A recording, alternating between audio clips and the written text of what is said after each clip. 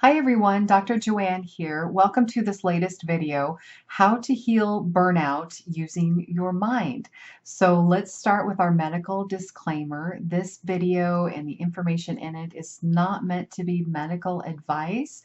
It's just meant to look at your mind in a different way and ask yourself some questions to see if maybe your thought patterns might be contributing to your patterns of illness. So let's get started. So again, I'm Dr. Joanne. I'm a mind body doctor and a mindset coach, and I've been talking about burnout this past week on social media. So I want to come out here and explain a little bit more about how to get out of it.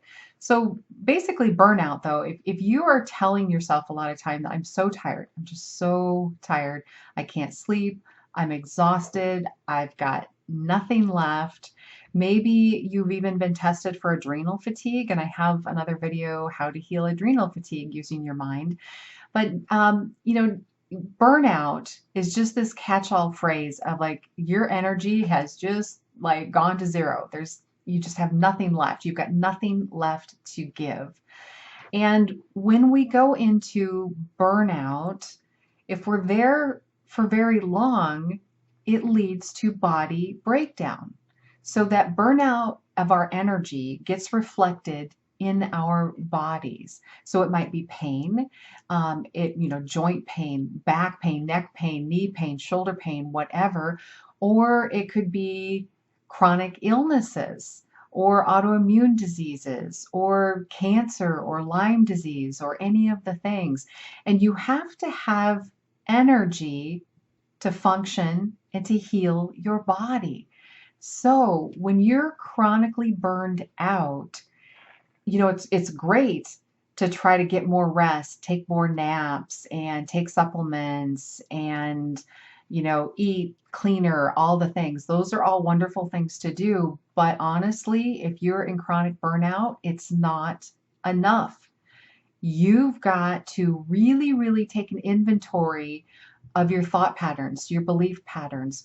What are you focused on in your mind? That'll give you a lot of information about how you are using your energy and where you have like energy leaks, that type of thing. So I'm going to cover 4 things here that you can take a look at. So when I'm working with my clients, these tend to be the 4 big ticket items that will tell me like we've got a big old burnout issue going on here. So number one thing that you have to look at and refocus. So I've got to look at my notes here. Who are you focused on in an unhealthy way?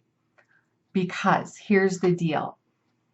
For the women that I work with, we're all focused on usually 1 or 2 people that just takes our focus, takes our whole attention. We're worried about them.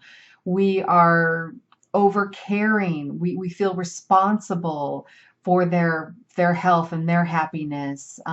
We overburden ourselves with that one person usually. We might try to take on their pain or suffering so that they'll feel better. We might be focused on making them happy, or doing things to make them healthy. We might be trying to fix them, but we are so focused on this one other person. Sometimes it's more, the family unit and everything. But is that for you? If you've been in burnout, you're exhausted, you're tired, who's in your life that you're focused on? And you're going to have to turn that focus back on yourself and heal yourself. You're going to have to let that other person have their own lessons, do their own thing. And that takes a little bit of time to unravel all of that, honestly. So that's one of the major things. Are you overly focused on somebody else? It's a huge energy drain. Number 2, do you just have patterns of overthinking and overanalyzing?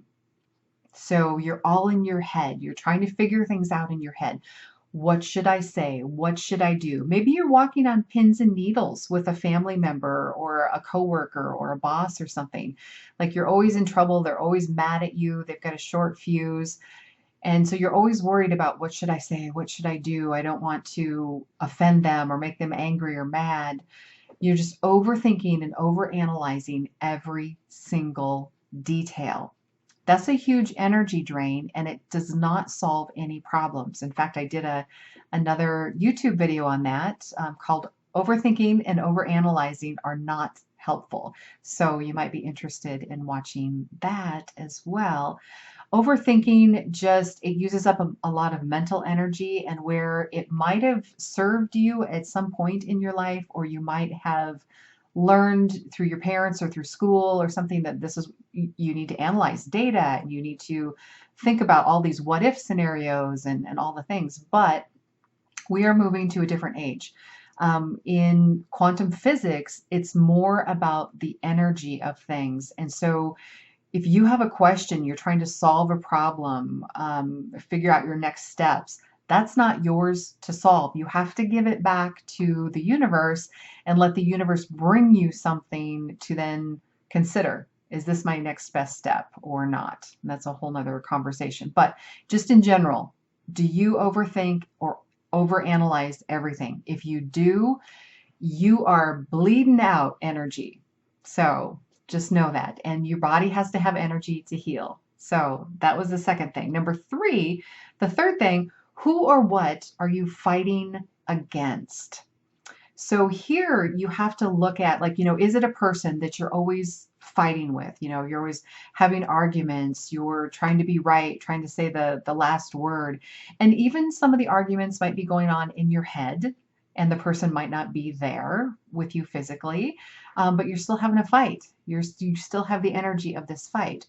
Or maybe there are issues that just get you all riled up.